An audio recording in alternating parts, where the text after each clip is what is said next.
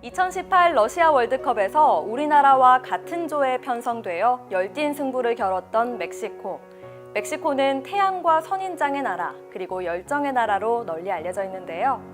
반면 멕시코를 마약과 불법, 그리고 이민자의 나라로 기억하는 사람들도 많이 있습니다. 최근 멕시코에서는 대통령 선거와 상하원 의원을 뽑는 총선거, 그리고 기초자치단체장 선거 등 지방선거가 동시에 실시되는 역사상 가장 큰 규모의 선거가 치러졌는데요. 이 선거를 앞두고 멕시코의 부정적인 이미지를 한 번 더 각인시킨 사건들이 발생했습니다. 피로 물든 멕시코의 선거, 지금부터 확인하시죠.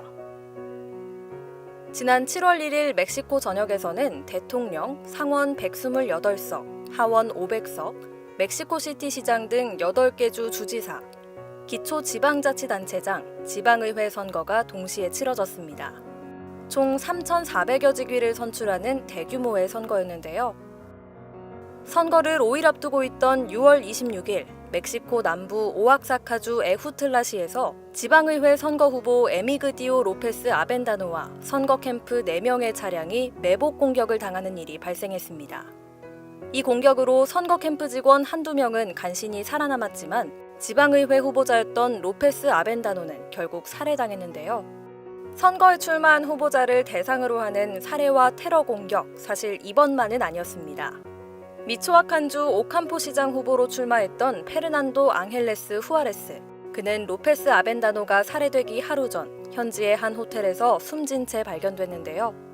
사전 선거운동이 시작됐던 지난해 9월부터 살해당하거나 의문을 모른 채 목숨을 거둔 입후보 정치인은 무려 130여 명.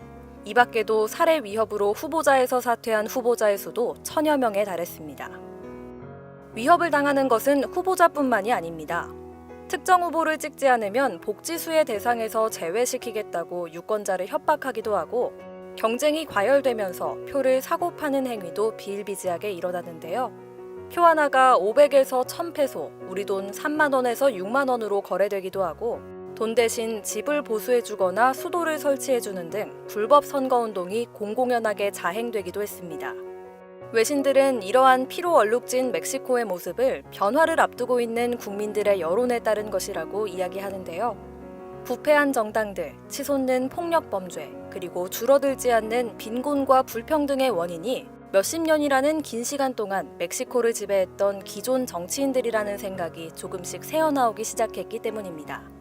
따라서 이번 선거에 출마한 많은 후보자들은 부패 일소, 공공서비스 개선, 그리고 마약범죄 조직 소탕 등을 공약으로 내걸었고 이들이 지지를 얻는 것을 우려한 정치인들과 범죄 조직들이 선거에 관여해 후보자들을 제거하는 일이 속출했던 것입니다. 수많은 테러 위협도 국민들의 변화에 대한 의지는 꺾지 못했습니다.